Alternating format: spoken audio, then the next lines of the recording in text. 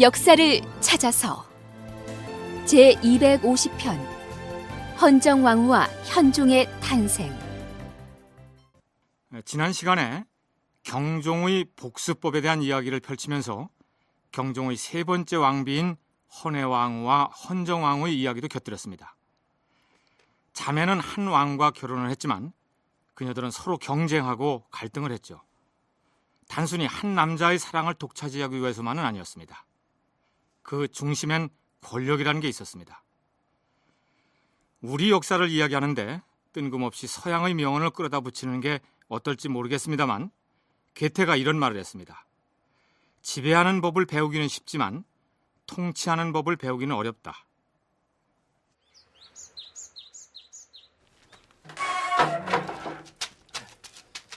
마님!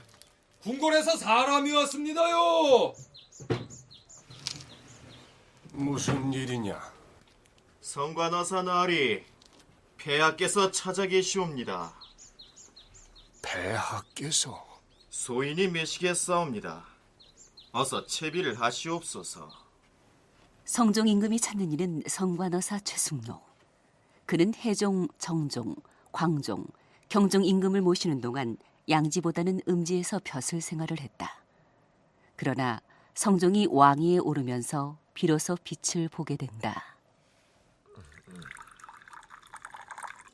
황은이 망극하여이다, 폐하. 무슨 말씀을요?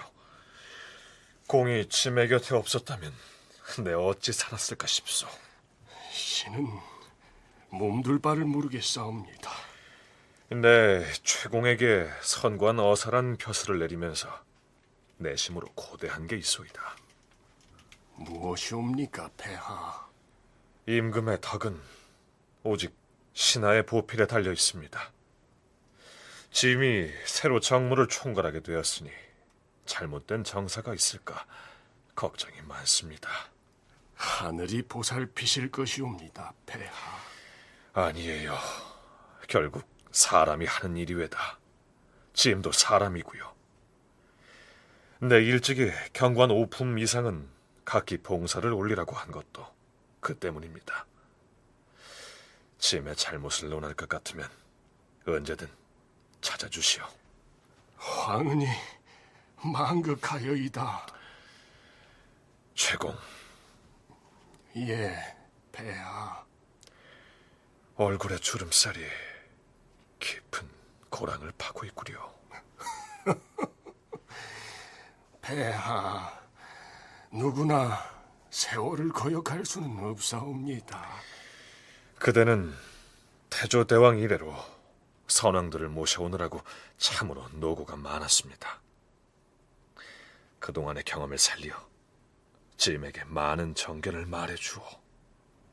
아직 23살의 성종 임금. 50대 신하에게 성종 임금은 간곡히 당부했다. 그리고 그의 답이라도 하듯이 최숙로는 상서를 올렸다. 당나라에서는 현종의 사신 오긍이 정관 정효를 지어 올려 태종의 정치를 본받도록 하였사옵니다. 우리 고려 역시 태조 대왕께서 건국한 때로부터 신이 아는 것은 모두 신의 마음에 기억하고 있으니 삼가 정치와 교화에서 본받을 만하거나 경계로 삼을 만한 것으로 기록하여 조목별로 아뢰어드리겠사옵니다. 이렇게 나온 것이 이른바 시무 28조였다. 신은 시무 28조를 기록하여 장계와 함께 별도로 봉하여 올리옵니다. 첫째, 우리 국가가 삼국을 통일한 지 47년이 되었는데 사졸은 편안히 잠을 자지 못하고 군량이 흡입됨을 면치 못하는 것은 서북지방이 오랑캐와 다 있어 방비해서 지키는 곳이 많기 때문입니다. 원컨대 성상께서는 이것을 염두에 두소서. 마헐탄을 경계로 삼은 것은 태조의 뜻이요 압록강가의 석성을 경계로 삼은 것은 대조가 정한 것입니다. 바라건대 요해지를 가려 국경을 정하고 활쏘기와 말타기를 잘하는 토인을 뽑아서 방어하고 지키는 데 충당하고 또 그 가운데 2-3명의 편장을 뽑아서 이를 통솔하게 한다면 경군은 번갈아 수자리를 하는 노고를 면하게 되고 마초와 굴량은 운반 비용을 덜게 될 것이옵니다. 성종 임금은 왕위에 오르기 전부터 유교 경전을 열심히 공부하고 인품이 뛰어났다고 한다. 특히 최숙로 등 유학제의 자문과 건의로 정치 혁신을 단행하고 유교를 국가의 지도 원리로 삼아 중앙 집권적인 봉건 제도를 확립하였다. 최숙로는 자신의 웅지를 펼 수 있도록 기회를 준 성종을 생각하면서 이렇게 찬양했다. 다행히도 1000년 만에 지존을 만나 재주 없이 직책을 더럽히며 서단내 있네. 문장이야 감히 가치 있는 현사들을 바라보랴마는 임금의 깊은 종에 모름지기 자랑하여 후세에 보여주리. 크나큰 감명으로 눈물만 흘리고 뛸 듯한 기쁨에는 오히려 말이 없네. 보답할 방법을 생각하나 끝내 얻지 못하니 오직 남산에서 축원하며 성운에 절할 뿐. 들으신 드라마에서는 성종과 최숙로의 충정 어린 관계가 제시되면서 개역 아닌 시무 28조가 올려지는 과정을 보여주었습니다. 오늘은 이를 중심으로 얘기를 시작할까 합니다. 오늘도 상명대학교 명예교수이신 최규성 박사님 함께했습니다. 안녕하셨습니까? 안녕하십니까?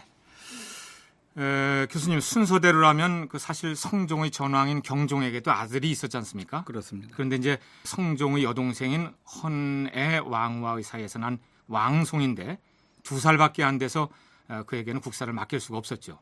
그래서 제6대의 성종이 왕위에 오르는 것이죠. 그렇습니다. 고려시대 역대 왕 중에서 성종에 대한 역사적 평가를 먼저 짚고 얘기를 시작할까 합니다. 일부 기록에는 이 성종을 명군으로 일컬어지는데 평가가 어떻습니까? 네, 먼저 그 성종이라는 시호를 내리는 거에 대해서 좀 말씀을 드리겠습니다. 성종이 시호가 되나요? 네, 시호입니다. 네. 죽은 뒤에 올린 이름이죠. 네. 그 업적을 평가할 때 이제 각각의 어떤 특징이 있는데 그 고려나 조선의 성종들을 보면은 국가의 문물장전이라든지 중앙과 지방의 제도라든지 이런 걸 완성시킨 분. 그분한테 이제 성종을 올렸거든요. 그러니까 고려의 성종도 고려의 문물장전이라든지 또는 국가의 기틀을 제도화한다든지 하는 데에 성공한 분이기 때문에 비교적 좀 높은 이름이 성종이라 이렇게 이제 볼 수가 있죠. 성종이 성군이라고 할 수밖에 없는 것은 사실은 왕위 계승자로서는 처음에 기대를 하지 않았지만 그 경종이라고 하는 분이 그 6년의 재위 속에 치적으로 볼 때는 또 훌륭한 점도 있고 뭐 그렇지 않은 점도 있습니다만은 자기가 아들이 있었음에도 불구하고 국가의 백년 대계를 내다본다든지 그 당시 고려가 처했던 그 시대적 상황이라든지 이런 걸 고려해서 용감하게 핏줄보다도 능력 있는 자 그렇군요. 이런 사람으로 성종을 이제 가려서 부탁을 하고 죽었거든요. 그래서 이제 그분이 뒤를 이어가지고 경종 미처 못한 관료 체제의 구축이라든지 고려 문물 제도의 완성이라든지 중앙과 지방 제도를 확정했다든지 이런 훌륭한 업적을 이제 남기게 됐죠. 그러니까 조선 시대 때 성종이라는 시호도 같은 의미로 같은 지어진 의미입니다. 거군요. 그렇습니다. 네. 저희들이 이제 지금 고려 초의 상황을 다루다 보니까 그동안 최숙로에 대한 얘기는 여러 번 있어 왔습니다. 고려사 열전 최숙로 전까지 있다는 걸 보면은 이 고려 사회에서 이 최숙로가 비중이 있는 인물이라고 하는 사실을 저희들이 직감할 수 있는데요. 그런데 이게 989년에 63세까지 사는 동안에 이분이 여러 번 사직을 냈어요. 그러면서도 4대에 걸쳐서 임금을 모셨는데 이건 뭐 흔치 않은 일이죠. 그렇습니다. 이게 뭐 비결이 있는 건가요? 성실하고 학문이 깊고 그리고 충성스럽고 이런 그 성품과 함께 그분이 그 참 권모술수가 난무하는 정치적 현장보다는 주로 학술기관에서 한림원이라든지 뭐 원봉성이라든지 그런 게 전부 이제 그 학술기관인데 그런 학술기관에서 오랫동안 몸을 담고 있어서 네. 좀 고고하게 그렇게 적도 짓고 그렇게 해서 4대 봉사를 할 수가 있었던 것 같습니다. 덕이 있는 인물이었기 때문에. 아, 그렇죠. 예. 그 성종이 최숙로에게 한 말 중에 이 드라마에 나오는 얘기입니다만은 경관 5품 이상으로 하여금 봉사, 이게 뭐 봉할봉자에다가 일사자를 쓰는데요. 네. 봉사를 올리도록 했다 이렇게 얘기했는데 이게 어떤 맥락에서 얘기가 되는 건가요? 고려는 관료제 사회냐 귀족제 사회냐 예. 자마다 주장이 약간 다릅니다만은 요즘엔 이제 관료 귀족제, 즉 관료들이 귀족화한 그런 사회를 이해를 하는데 그럼 어디까지가 귀족 관료냐 할 때에 지금 말씀하신 그 5품관 이상이 이제 그 고급 관료인 동시에 귀족화할 수가 있죠. 그 의미가 있는 차관 겁니다. 정도가 되는 건가요? 5품관은 차관은 아니고 국장 예. 정도 되는데 고려의 그 제도를 보면은 전식과제도 시행에서도 5품관 이상이 돼야 특별히 은사가 내려가는 공음전이 내려갔고 네.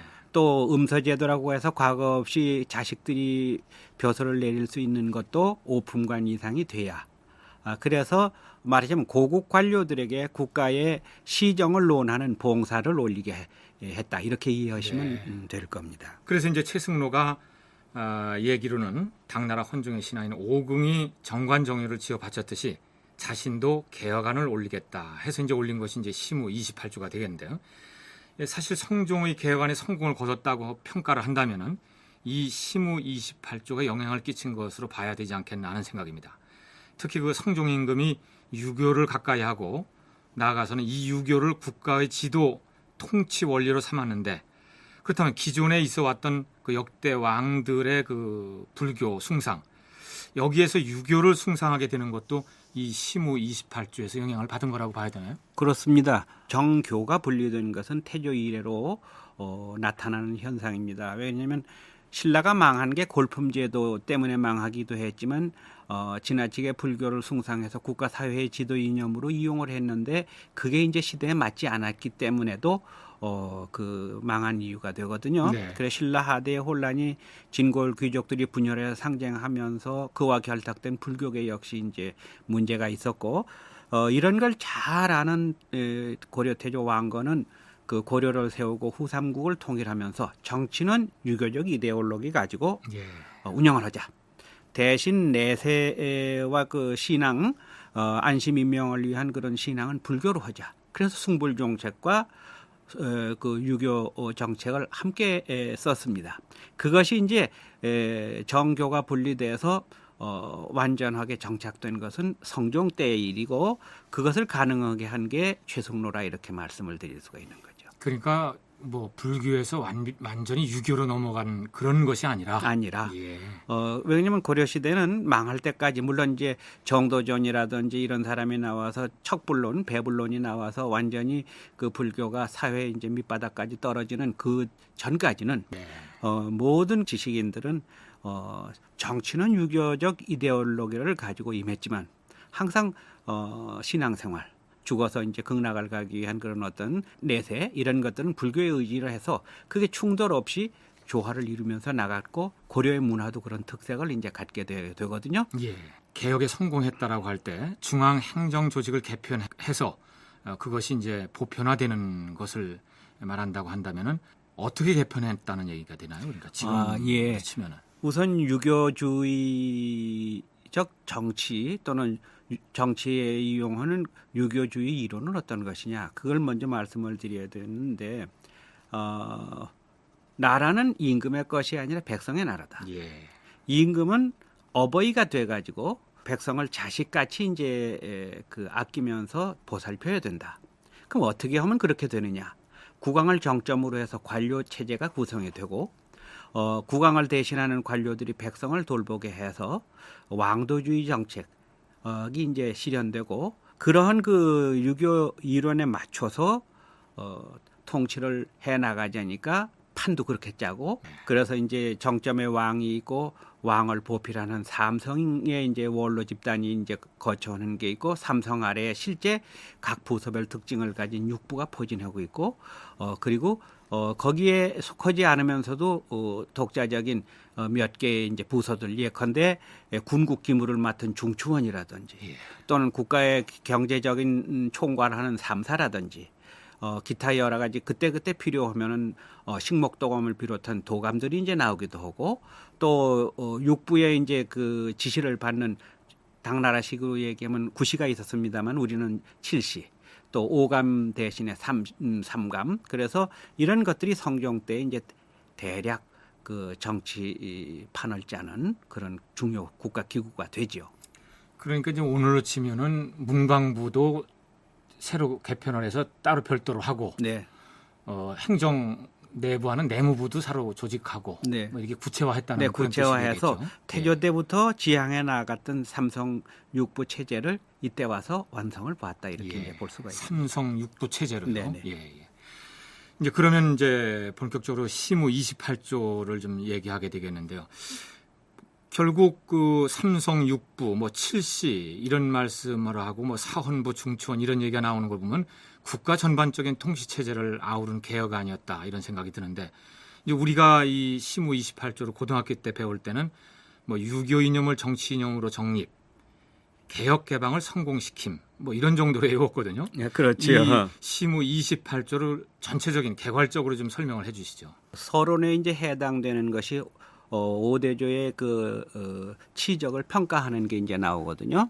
그러니까 앞에 선왕들이 되는 거죠. 선왕들 네. 태조부터 시작해 경종 때까지 어떤 일은 잘하고 어떤 것은 잘못된 거다. 그런데 그 최승로의 마음속에는 태조에 대한 존경과 그리움과 그에 대한 그 참 뭐라고 할까 열망과 이런 것이 차이는 분이에요. 그래서 역대 왕들을 설명하면서 꼭 태조와 이제 비교를 해서 얘기를 하는데 그 중에서 가장 이제 중요한 게 뭐냐면 태조가 외국의 문물을 그냥 무조건 들여오지 않고 자국의 독특한 어떤 정신이라든지 풍습이라든지 이런 걸 지켜나가면서 이러이러한 것을 잘했다 이제 이렇게 얘기를 하고 창업과 더불어서 후삼국을 통일하고 백성을 사랑해서 좋은 정치를 하고 국방을 튼튼히 하고 뭐 또 경제를 아껴서 어떻게 하고 한 것들을 성종이 본받아 가지고 더 훌륭한 국가를 세우고 국가를 튼튼히 해서 진일보할 수 있는 그런 비전을 제시하는 거다 이렇게 얘기를 할 수 있습니다. 그런데 그것을 그럼 뭘로 증명할 수 있느냐? 그러면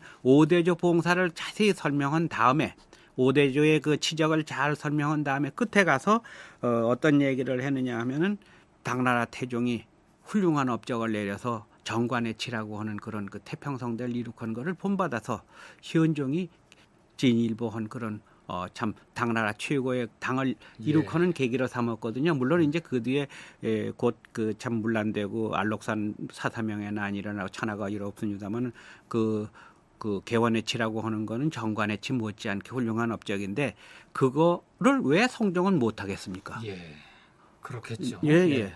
그 얘기입니다. 예. 그러니까 뭐 최승로 개인적인 어떤 창의적인 어떤 그 발상도 있었겠지만 이미 태조에서부터 생각됐던 것들 보고 자기가 생각했던 것들을 정리한 것으로 봐야 되겠네요. 그렇습니다. 예. 그 제가 대충 그 어려운 한문이지만 봤더니 이 5조 치적평 그게 이제 맨 앞에 있는 있고, 것이고 네. 그다음에 뭐 제1조에서는 북방에 중요한 것에 요새를 설치한다. 네. 이런 건 굉장히 그 현실적인 그렇습니다. 예, 국방을 제일로 한다라고 하는 것을 1조에서 넣었다는 면에서 참 오늘과 다르지 않다라는 건 생각을 했고요. 아까 교수님이 그 불교의 그 얘기를 하셨는데 그 20조에 이런 얘기가 있네요.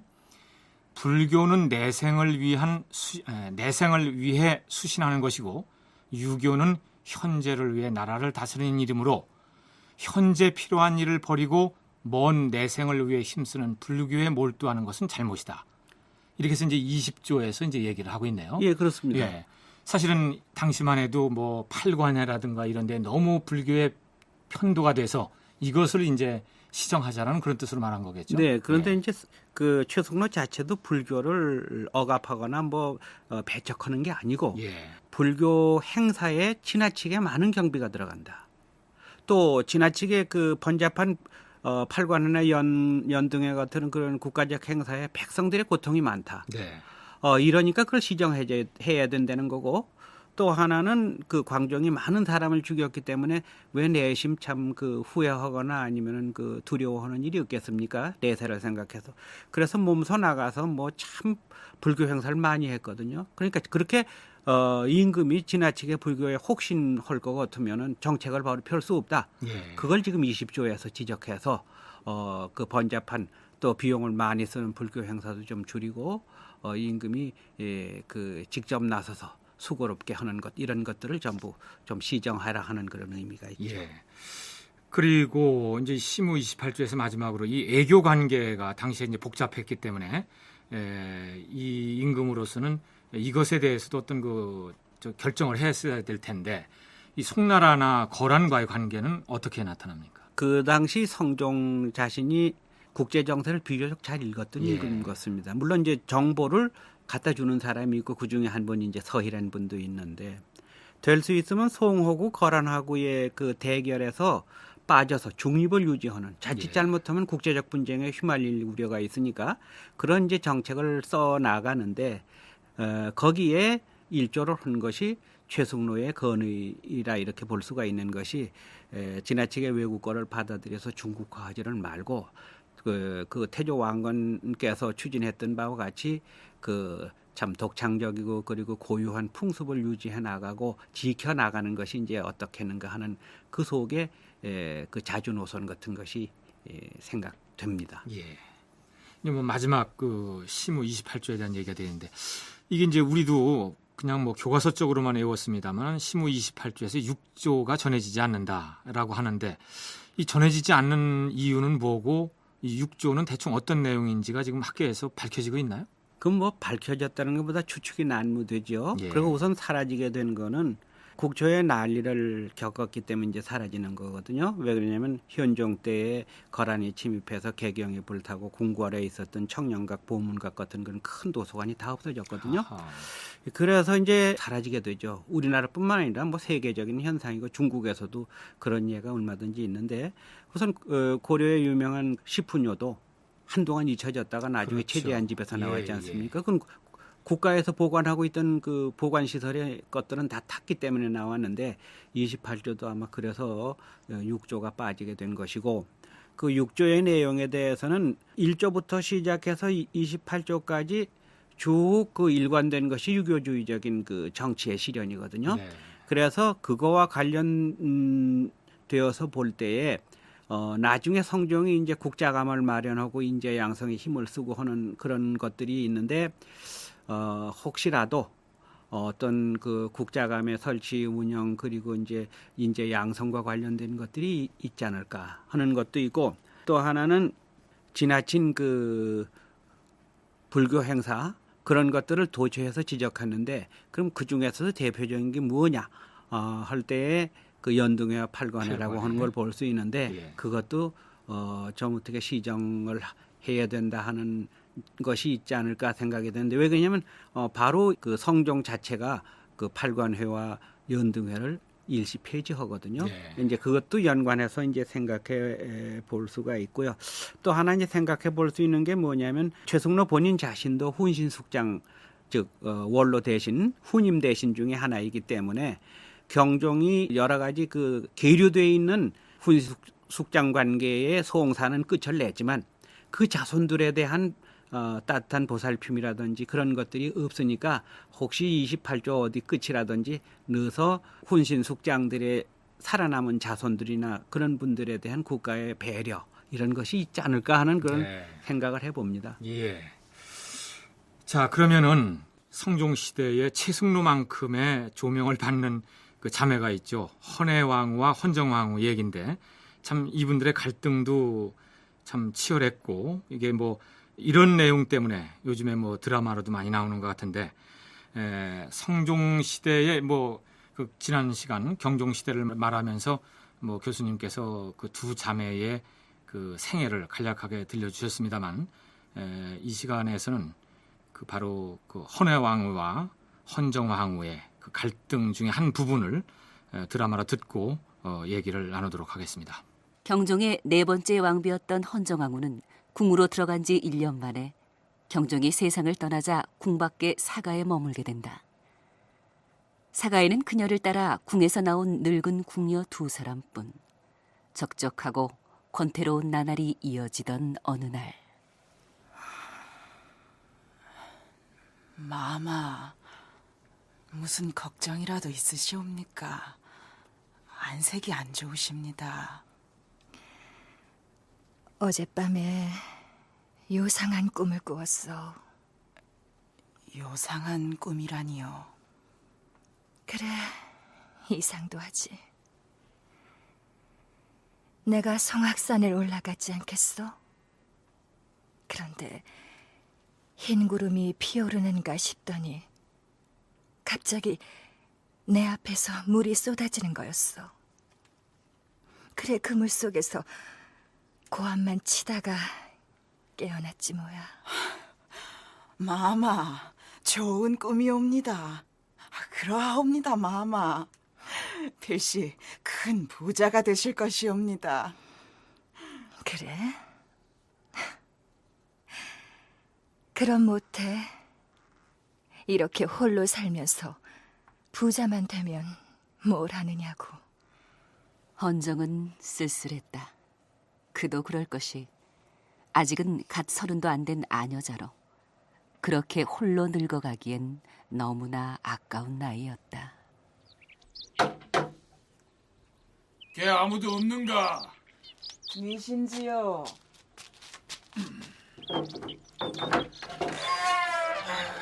마마의 숙부일세. 마마께 문안 여쭈러 왔다네. 왕욱, 대저 왕건이 신라 김옥겸의 딸과 결혼하여 얻은 왕자다. 헌정에게는 아제비, 즉 아저씨뻘이다. 아제비께서 몸소 저를 다 찾아주셨으니 이런 반가울 때가 있습니까? 마마, 문안 여쭙겠사옵니다. 아니에요. 그냥 앉으세요. 제가 문안 받을 자격이 있습니까? 무슨 그런 말씀을 하시옵니까? 아닙니다. 손에 쥔 것도 없고 끈 떨어진 맷골이 아니옵니까? 말은 그렇게 하고 있지만 헌정은 왕욱을 맞으면서 생기를 찾은 게 분명했다. 뜻하지 않게 왕욱을 맞은 헌정. 그녀는 내친김에 왕욱에게 지난밤에 꾸었던 꿈의 해몽까지 부탁하는데. 마마, 차마 발설하기 무서운 꿈이옵니다. 무섭다니요? 그럼 길몽이 아니라는... 길몽은 길몽이오나 차마 길몽이라면 무엇이 문제옵니까? 전기누설이옵니다. 하오면 숙부께서 저의 귀전에 속삭이듯 말씀하오면 되질 않겠습니까?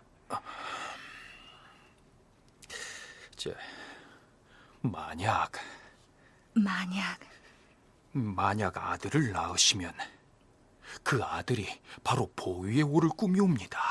아니,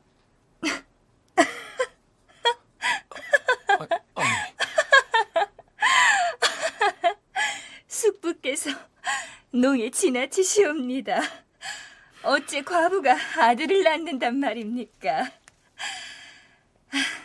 저의 꿈은 그야말로 개꿈이란 말씀 아니옵니까? 마마, 한 치 앞도 알 수 없는 것이 인연이요 인생사이옵니다. 한 치 앞도 알 수 없다. 시간이 갈수록 헌정과 왕욱이 함께 있는 시간은 잦아졌다. 헌정이 무료에 있을 때마다 왕욱은 함께 시간을 보내며 시를 지어 들려주었다. 50줄이 다 된 아저씨에게 헌정은 서서히 마음을 빼앗기기 시작했다. 마마, 채비를 좀 하시지요. 채비라니요? 어딜 가시려고요? 집에만 계시오면 갑갑증이 생겨 심신이 허약해지옵니다. 오늘 저녁에 왕윤사에서 큰 제가 열린다 하옵니다. 마마, 구경이나 가시지요. 과부가 무슨 구경을 가옵니까? 먼 발치로 구경이나 하렵니다. 마마, 언제까지나 이렇게 갇혀 살 수는 없는 노릇이옵니다. 처음이 어려울 따름이옵니다. 한번 길을 터놓으면 차차 익숙해질 것이옵니다. 그럴까요?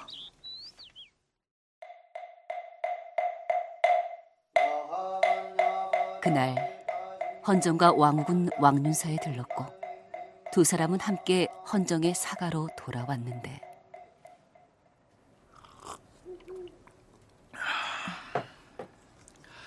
마마, 그럼 저는 이만. 왜요? 그만 가시게요? 밤이 깊어싸웁니다. 내일 다시. 숙부, 가시면 아니 되옵니다. 마마. 이대로 가시오면 저는 어찌하오리까? 숙부. 마마. 숙부와 조카 두 사람은 서로를 끌어안고 돌아올 수 없는 강을 건넜다. 그리고 얼마 후 마마, 조반상이옵니다. 그만 됐네. 생각이 없으니 물러가게. 마마, 그래도 한술이라도 뜨셔야 하옵니다. 그만 두래도. 마마! 그 밥상 당장 내가게. 어서.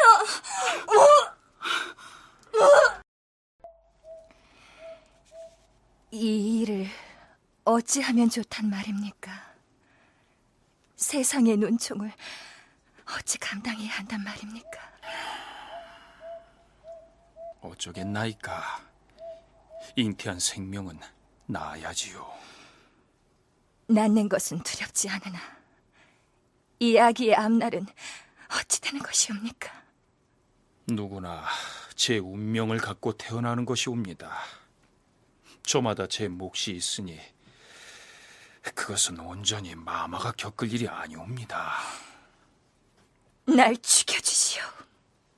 마마. 원망도 한도 품지 않을 것이니 날 죽여주시오. 마마, 진정하시오. 차라리 내가 모든 죄를 뒤집어 쓰겠나이다. 결단코 죽고 싶습니다. 날 잡지 마오. 마마! 헌정은 그 길로 자신의 집으로 달려가 나무단에 불을 지르고 불구덩이 속으로 뛰어들었다.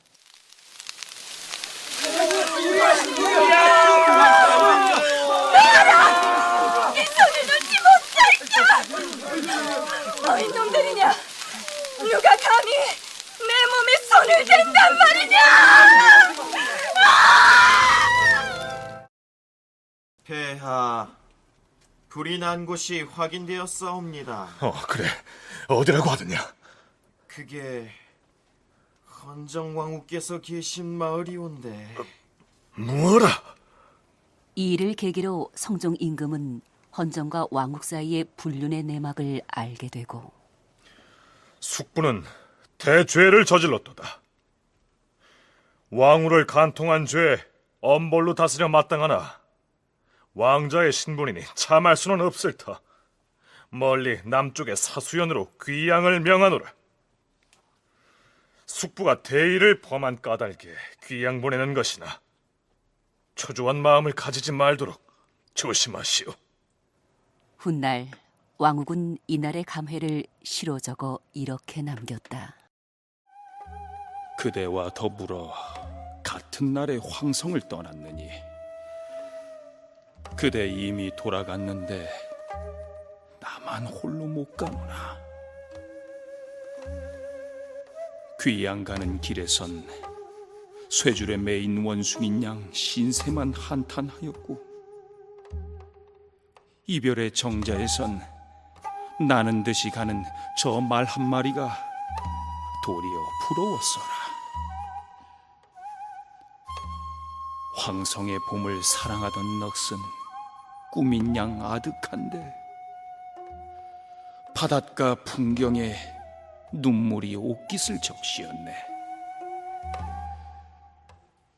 성상이 하신 말씀 응당 변함없으려니 어촌 이곳에서 설마 여생을 늙으라 하시랴.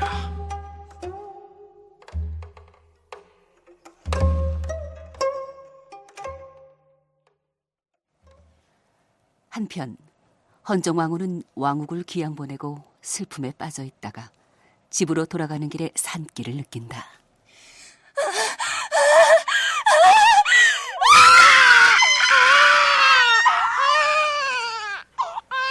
헌정은 문 앞에 버드나무가지를 붙잡고 아이를 낳았으나 이내 눈을 감고 말았다. 그리고 그 아이는 성종 임금의 보호 아래 자라게 된다. 폐하, 유모 들었사옵니다. 그래. 어서 들게 하라.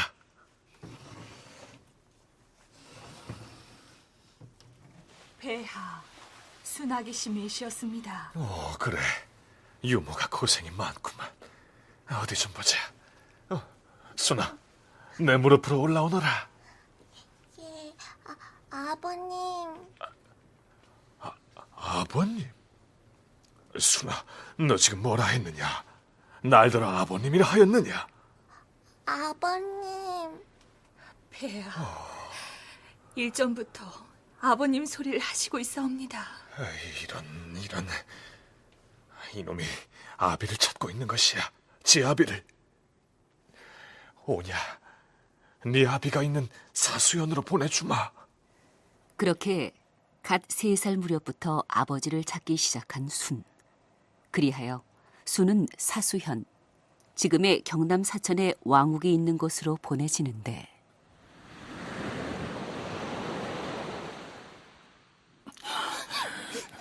얘야, 아버님, 눈을 뜨세요. 이걸 바꿔라. 무엇이옵니까? 얼마 안 되는 금부친이라. 애비가 남길 것이 이것밖에는 없구나. 꼭 쥐고 있거라. 그리하여 내가 죽거든 이 금을 지관에게 주고 날 이 고을 성왕당 남녘 귀룡동에 매장하게 하되 반드시 엎어서 묻게 하거라. 사수연에서 부자가 함께 산 건 채 3년이 되지 않았다. 순이 5살 되던 해 안타깝게도 왕욱마저 세상을 떠난다. 순은 태어나는 순간에 어머니인 헌정왕후를 잃었고 어린 나이에 아버지까지 잃었으니 천의 고아가 된 것이다. 그의 아비 왕욱은 아들 순이 왕이 되기를 얼마나 간절히 원했을까 알 수 없는 일이다. 교수님이 저 드라마를 듣다 보니까요. 이거 뭐 이 문제는 꼭 짚고 넘어가야 되겠다는 생각이 드는데 그 지난 시간에 헌해왕과 헌정왕후의 그 얘기를 하면서 그 부친이 왕욱이라고 했는데 이 드라마를 듣다 보니까 이 헌정왕후와 이 썸씽이 있는 남자도 이름이 황욱이네요. 이 뭐 당연히 동명이인이겠죠? 그렇습니다. 동명이인이죠. 뭐 빛나룩자라든가 뭐 성화룩자 이렇게 각각 쓴다는 얘기겠죠. 헌해하고 헌정왕후의 부친인 이제 대종왕욱이라는 분은 그 우길승천이라는 얘기 있지 않습니까? 예. 그래서 우길승천의 그 이제 욱자, 즉 아침 해욱자거든요. 아침 해욱. 아침 해욱. 예. 그래서 나리 밑에 아홉구자 한자. 예, 그렇죠. 태조하고 그 신정왕태후 황보씨 사이에서 낳은 인물이고 왕자고 광종 20년에 죽은 분이죠. 헌정왕후하고 헌해왕후가 그 어떤 러브 로망스를 필 때 그 보지도 못하고 이제 죽은 분이죠. 예. 대목왕후와는 남매간이니까 광종혹은 처남매 부간이 되죠. 대목왕후 황보씨가 광종의 부인이니까 광종의 처남이 되고 그리고 이제 그분의 아들 가운데 효덕 태자 둘째 성종. 그 성종이 이제 그분의 아들로 둘째 아들이죠. 그렇군요. 그래서 나중에 이제 성종이 즉위하면서 그 대종으로 추대를 한 분이고, 그다음에 이제 안종욱이라는 분은 그 헌정왕후와 이제 사랑을 나눈 분 아닙니까? 이분은 이수루 옆에 부방한 자, 성하룩자거든요. 그렇죠. 네, 예. 성하룩자인데 태조 왕건과 신성 왕태호 김씨와의 사이에서 태어났습니다. 근데 이게 굉장히 이게 의미가 있는 거라고 이제 이재현이나 고려의 그 사가들은 평을 하는 게, 그 애당초 936년에 그 경순왕이 신라 천년의 사직을 들어서 고려에 이제 바쳤잖아요. 그렇죠. 예. 그러니까 왕건 태조가 너무 고마워서 이제 우리 두 집안이 한 집안이 돼서 영광을 함께 하자. 이래서 이제 낙랑공주를 경순왕한테 내려줬죠.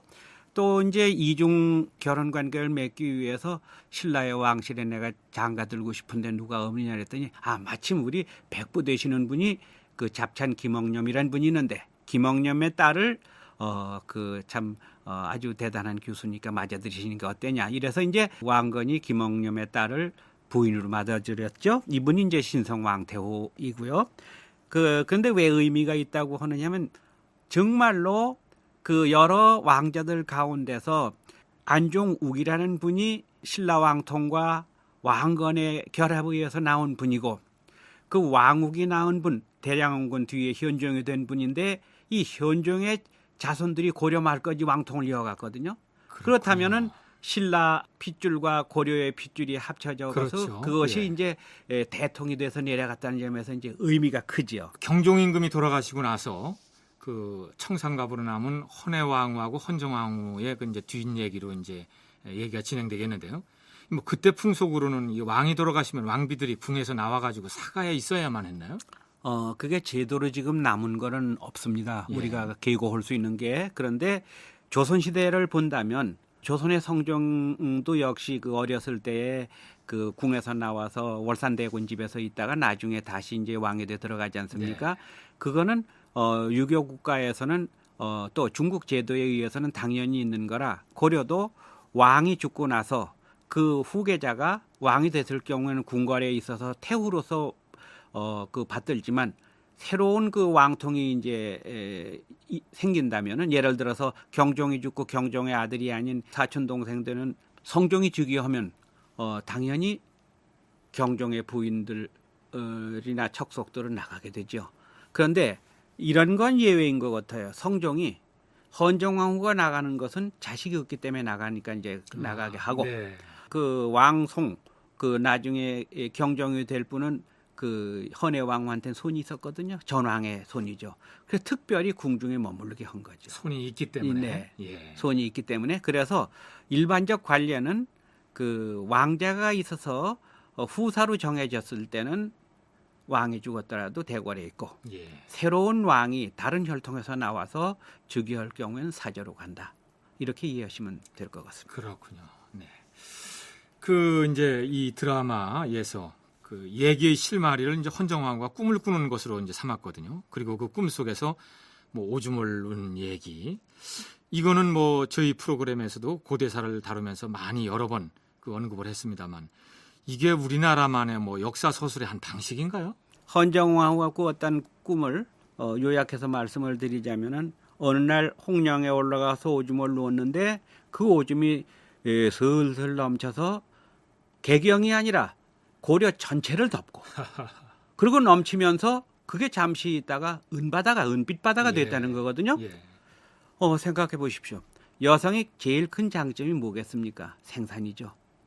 아기를 낳는다는 그렇습니다. 거거든요. 여성이 오줌을 눕는다는 것은 생산과 관련돼서 대단히 엄숙하고 의미 있는 것이고, 또 고대의 여신상들이 되게 왜 많이 만들어졌냐면 그 풍요와 다산과 이런 걸 기원하는 거거든요. 그런 의미에서 볼 때에 천하를 덮을 만한 오줌을 누울 수 있다는 꿈속에서도 예. 이건 국모의 자격이, 또 훌륭한 임금을 임금이 될 제목을 낳는 그런 심리적인 어떤 표현으로 이제 이해할 수가 있습니다. 그래서 그런지 몰라도 이제 이 문제가 되는 왕욱이라는 사람이 그 꿈풀이를 아주 그 의미 있게 하지 않습니까? 그래서 이제 헌정왕후의 오빠인 성종 임금이 그 왕욱을 사수연으로 유배를 시켜서 떼어놓으려고 하는데요. 이 두 사람의 관계가 뭐 오늘의 시각으로 보면 참 민망한데, 이 경우도 종례혼이라고 봐야 되나요? 종례혼이죠. 당연히 종례혼이죠. 숙부하고의 관계도. 숙부하고 조카하고 종례혼인데 고려 시대에는 뭐 태조 이래로 형제간에도 결혼을 했으니까 숙질간의 결혼은 그건 뭐 문제가 될 게 없습니다. 근데 이게 왜 이제 그 성종이 당혹해야 하고 사회 문제가 되느냐 하면은 일국의 왕비였으면 지조를 지켜야 나가는데 그런 측면에서 그렇군요. 경종은 참 불행한 사람이죠. 그래서 헌해왕후도 바람이 났고 헌정왕후도 바람이 났는데 공교롭게도 전부 인척과 관련이 됐거든요. 그러네요. 그래서 헌해왕후는 뭐 좀 이따 다시 말씀을 하신다 하더라도 헌정왕후가 사통을 해서 현종을 낳게 된 것은 숙질간이죠. 그러니까 사회 문제가 된 거죠. 예. 이 드라마에서 이제 뭐 불이 나고 귀향을 가고 헌정왕후가 죽고 하는 일들이 이제 연거푸서 막 일어나는데 이런 그 상황들은 야사나 실록이나 같이 나타나는 건가요? 참 역사를 이해하는 방법이 여러 가지고 또 이해하기가 쉽지 않은 것은 꿈 얘기도 그렇고 불내는 것도 그렇죠. 그렇고 네. 이거는 삼국 시대에 있었던 사례를 패러디한 겁니다. 네. 예를 들어서 꿈 얘기는 그 김유신의 누이 문희하고 그 언니 되는 보희 사이에 저고리 비단 저고리 하나 주고서는 그 꿈 사는 얘기 김 선생님도 잘 아시지 않습니까? 마찬가지로 그 이 불내는 것도 이 삼국 유사의 일현 선사가 그 태종 춘추공 얘기 속에 나오는 걸 패러디한 거죠. 네. 그걸 이제 잠깐 소개를 하자면은 김유신의 누이인 문희가 그 집에 들락날락 하던 그 춘추공과 눈이 맞아서 아기를 뵀죠. 그렇습니다. 그러니까 김유신이 펄펄 뛰면서 부모의 허락 없이 외간 남자하고 사통을 해서 임신까지 했다는 이것은 참 가문의 수치다. 그래서 이제 불태워 죽이겠다 하고 헛소문을 내죠. 네. 그러고서는 마당 가운데 장작을 쌓고 선덕 여왕이 마침 그 남산에 갈 때를 기다려서 남산에서는 잘 보였던 모양입니다. 그게 서현공의 집이. 그래서 이제 불을 지르니 그 남산에 올랐던 선덕 여왕이 깜짝 놀라서 저기 어느 집에서 불이 나느냐. 그래서 이제 시자가 가서 보고를 하기를 김서현 댁에서 불이 납니다. 그러니까 어째서 저기 불이 나느냐. 그랬더니 답을 하기를 그 누이 동생이 외간 남자와 사통을 해서 가문의 수치라 지금 불태워 죽이려고 한다. 그것도 누가 그 짓을 한 거냐. 그랬더니 그 옆에 이제 모시고 있던 춘추공이 나타나서 아이고 제가 잘못했습니다. 그랬더니 너 애꿎은 사람 죽이지 말고 빨리 가서 그치게 해라. 해서 이제 춘추공이 달라가서 이제 부랴부랴 나 결혼하겠어 이렇게 해서 얼마 뒤에 결혼을 하지 않습니까? 그러면 이것을 직접 임금한테 아뢰일 수가 없으니까 간접 방법으로 아뢰는데 이것도 지금 수수께끼 같은 얘기입니다. 왜 그러냐면 그 안종 우계 집에 이제 그 헌정왕후가 가서 아예 이제 그 집에 들어가서 지냈거든요. 그 잠이 들어서 누웠는데 종들이 마당에다가 장작을 쌓고 불을 질러서 마치 집에 불이 난 것 같이 했다. 아주 그렇죠. 똑같은 그런 그 시츄에이션이죠. 그렇습니다. 네, 그래서 이제 성종도 보고 놀라고 문무백관이 황급히 달려가서 이제 불을 끄는데 성종도 위로차 이제 바로 득달같이 갔거든요. 그랬더니 이게 도대체 무슨 일이냐 이랬더니 사실대로 종들이 고했다는 겁니다. 그런데 안종 왕후군 성종의 숙부되지 않습니까? 그렇죠. 또 그뿐만 아니라 헌정 왕후하고는 남매간이잖아요. 그러니 누굴 봐도 처리를 할 수가 없습니다. 그래도 국법이 있고 사회 풍습이 있으니까 삼촌 그냥 사수연에 가서 좀 계시오. 그런 식으로 후령을 붙여서 뭐라고 했냐면 그렇게 오래 가지는 않을 겁니다. 예. 그래서 이제 사수연으로 내보내는 거죠. 그렇군요. 네. 그래서 이제 우리는 이 왕후의 죽음이 비참하다라고 하는 그런 의미로 묻되 혼백조차도 깨어나지 말도록 엎어서 묻어라 뭐 이렇게 죽었다라는 정도만 아는데 그러면 이 왕후에 대한 기록은 뭐 정확하게 실록 같은 데 나오는 얘기인가요? 그럼요. 그 예. 종실 속에 당당히 종실이기 나오고 때문에 더군다나 또 현종이 즉위해서 자기 이 아버님을 높이 이제 참 추존을 하고 그래서 안종이 됐지 않습니까? 그렇군요. 그리고 또 실제적으로 그 뒤를 쭉 현종의 자손이 이어나가니까 네. 당연히 이제 높이죠. 그런데 이제 그 왜 엎어묻느냐 이제 이게 이제 좀 재미있죠. 네. 고려는 풍수지리설이 아주 판을 치던 세상이고 높이는 임금부터 일반의 백성에 이르기까지 대단히 그 혹신을 했거든요. 그런데 이제 그 풍수지리설과 관련된 명당 얘기 속에는 엎어묻는 명당 얘기가 나옵니다. 그러니까 정시고 한우를 보고 묻는 것보단 엎어묻어야 발복이 되는 그런 얘기가 심심치 않게 나오니까 그런 측면에서 본다면 바로 이 고려 시대도 풍수지리설이 발달하고 그거에 의해서 명당이 엎어묻는 명당도 있다 하는 거를 지적한 거다 이렇게 볼 수 있습니다. 비참한 최후를 표현한 그런 것만은 아니네요. 그럼요. 아까도 말씀드렸듯이 숙부에다가 예. 자기가 사랑하는 동생 특히 헌정이나 헌혜왕하고 왕후하고 성종 관계는 좋았을 거로 생각되는 게 일찍이 성종이 어머니를 여의고 할머니 되는 그 신정왕태후 황보 씨 밑에서 크기 때문에 어미 없이 자라는 자매끼리는 사이가 좋죠. 예. 그렇기 때문에 뭐 더군다나 또 아기 낳다 죽은 동생을 생각해서도 사수연을 보내서 오래 둘 생각은 없었겠죠. 예.